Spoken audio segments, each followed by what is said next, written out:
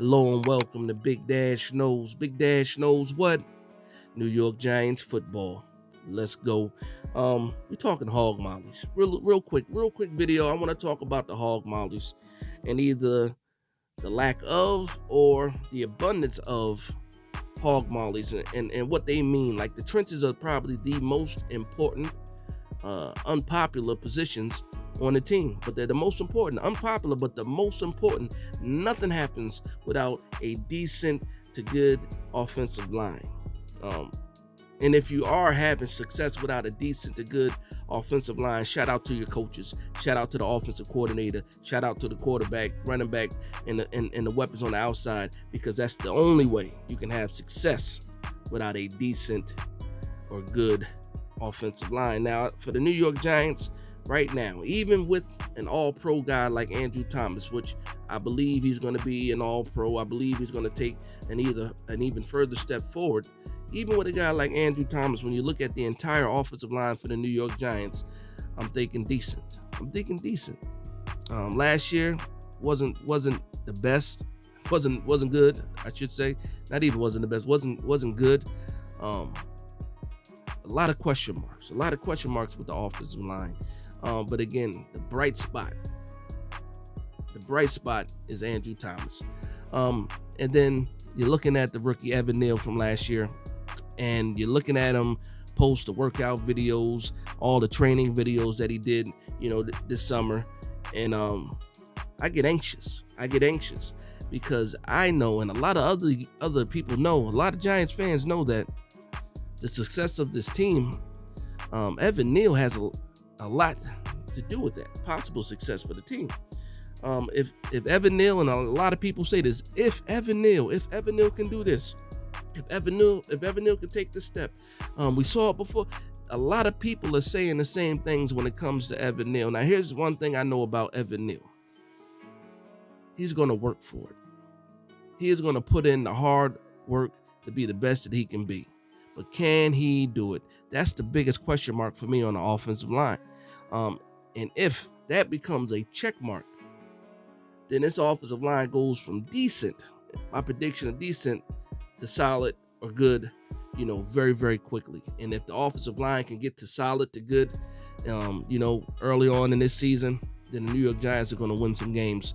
Absolutely. A lot of those games that we think are going to be so tough might not be, so tough. Outside of that, I'm thinking about the center, and of course, John Michael Schmitz. You follow me, John Michael Schmitz. I'm very, very high on. Again, he is a rookie. He will have some mistakes. He will make some mistakes.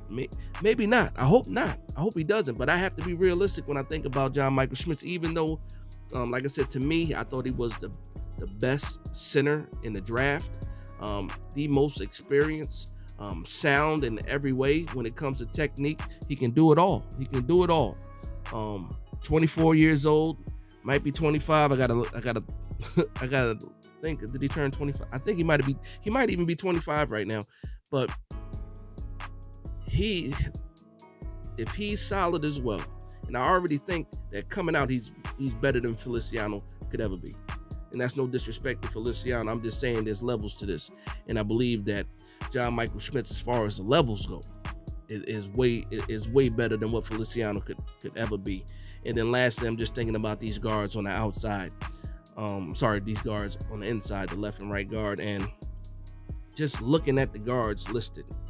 You got Ben Bredesen, you got Mark Lewinsky, you got Joshua Zudo, who may or may not be ready for week one. You have Marcus McKeithen, you have Devery Hamilton, Jack Anderson, Shane Lemieux, which I'll leave my thoughts on Shane Lemieux out of this one for right now.